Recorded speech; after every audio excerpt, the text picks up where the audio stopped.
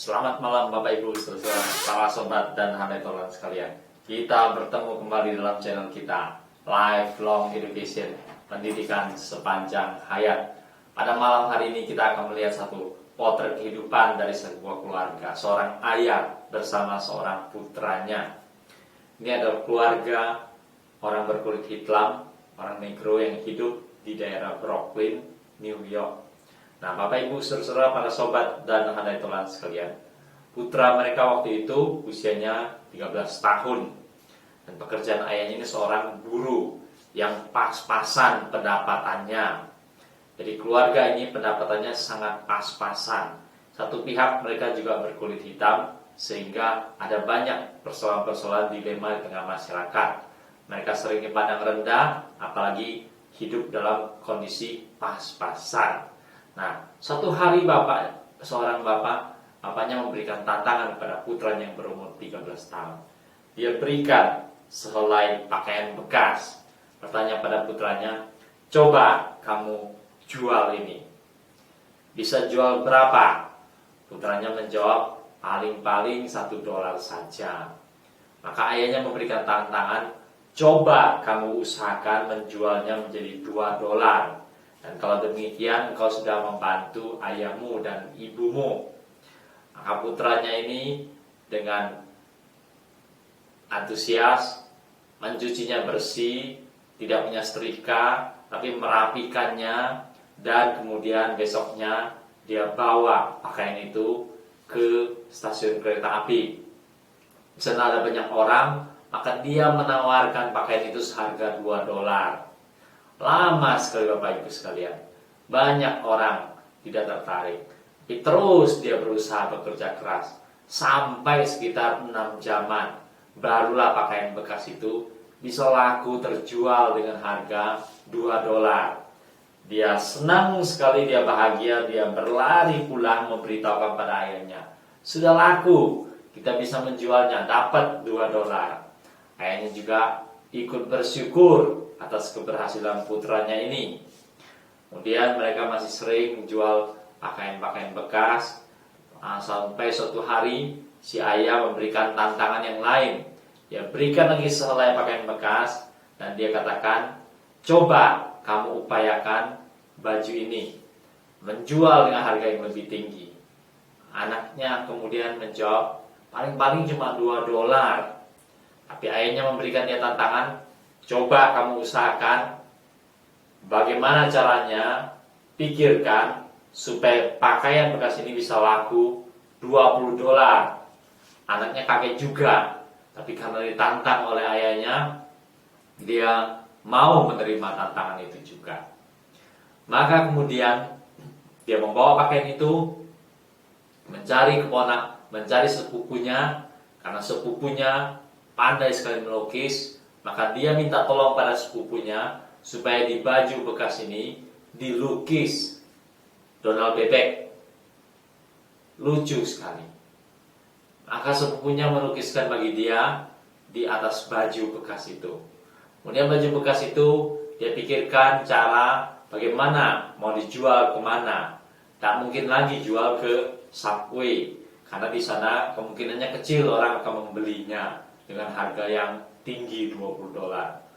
Maka dia mendapatkan ide pakaian yang telah dilukis oleh sepupunya Donald Bebek, dia bawa ke sebuah sekolah yang terdiri dari orang-orang kaya.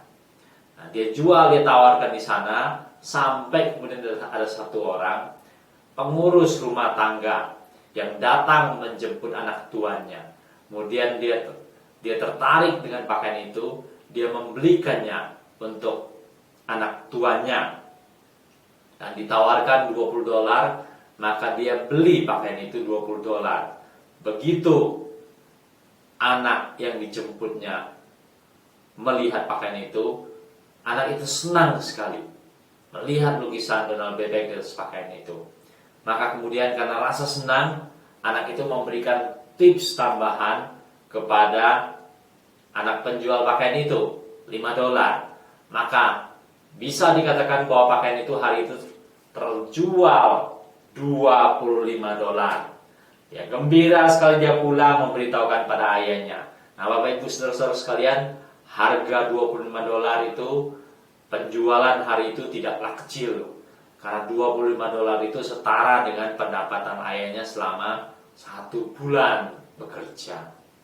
Mereka bahagia sekali. Mereka merasa berhasil. Dan satu hari ayahnya memberikan pakaian bekas lagi. Kali ini ayahnya memberikan tantangan yang lebih besar. Coba kamu pikirkan, bagaimana caranya? Usahakan supaya pakaian ini bisa laku $200. Satu pihak anak itu kaget dengan nilai yang begitu tinggi penjualannya, tapi lain pihak dia tertantang. Maka dia mengambil pakaian itu, lama memikirkannya, cukup lama sampai 1 hari. Setelah sekitar 2 bulanan, di kota mereka kedatangan seorang bintang film yang terkenal. Nah, bintang film itu memerankan Charlie Angel. Maka setelah bintang film itu mengadakan konferensi pers untuk mempromosikan filmnya, maka anak ini mencoba mendekatinya, mencoba menerobos penjagaan dan memohon kepada bintang film itu, memberikan bajunya dan memberikan spidol, minta tanda tangan dari si bintang film. Maka bintang film ini dengan rasa bangga sekali, dia bersedia membubuhkan tanda tangan di pakaian bekas milik anak tersebut. Maka anak itu bahagia sekali, dia membawa pulang pakaian tersebut, cuci bersih, kemudian dirapikan, dan kemudian dia memikirkan untuk menjualnya, menawarkannya kepada berbagai orang yang bersedia membeli. Dengan ada pembubuhan tanda tangan dari bintang film yang terkenal. Setelah tawar sana tawar sini, banyak orang berminat. Akhirnya ada seorang pembeli yang bersedia membelinya sampai dengan harga $1.200. Penjualan yang luar biasa sekali Bapak Ibu Saudara sekalian. Angka yang begitu tinggi itu selai pakaian bekas. Tapi itulah nilai pakaian bekas tersebut. Oleh karena sudah dibubuhi tanda tangan oleh bintang film yang terkenal, maka ayahnya yang hanya memberikan tantangan menjual $200, sementara pakaian bekas itu bisa laku terjual sampai dengan $1.200. Luar biasa sekali. Nah, Bapak Ibu saudara-saudaraku, para sobat dan hadirin Tuhan sekalian, anak itu pulang bahagia sekali, orang tuanya juga bahagia sekali. Malam itu anak itu tidur bersama ayahnya, dan ayahnya sebelum tidur bertanya pada dia, setelah engkau punya pengalaman menjual 3 pakaian, $2, $20, kemudian $200, apa yang bisa kau pelajarin dari pengalaman ini?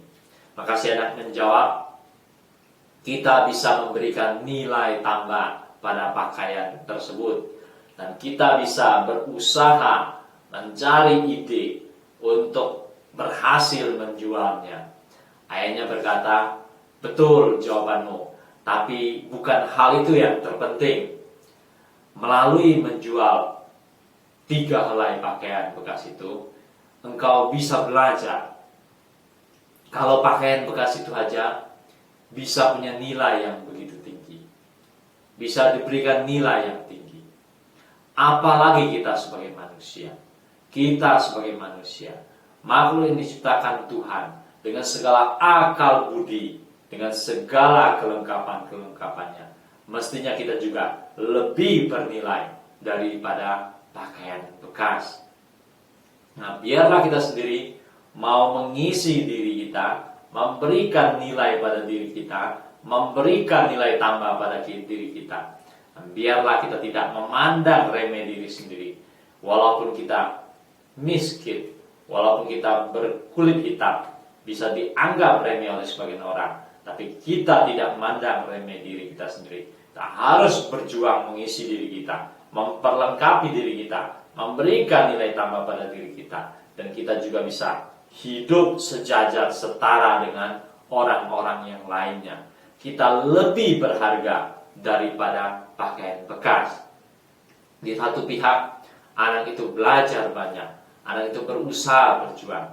Di lain pihak, ayahnya terus menanamkan pada dia kepercayaan diri, semangat, mencari ide, bekerja keras, dan terus mengatasi kesulitan mereka maupun ras berkulit hitam yang dipandang remeh oleh sebagian orang. Bapak Ibu saudaraku, para sobat dan hadirin Tuhan sekalian, biarlah ini menjadi pelajaran yang berharga bagi kita dan memberikan dorongan pada anak-anak kita, memberikan masukan-masukan yang konstruktif, ataupun terhadap teman-temanmu, engkau memberikan dorongan-dorongan, memberikan masukan-masukan yang konstruktif, apalagi pada mereka yang suka minder, suka rendah diri. Dorong mereka, berikan semangat, buka pikiran mereka, biar mereka hidup maju. Selamat malam, sampai bertemu pada pertemuan-pertemuan mendatang.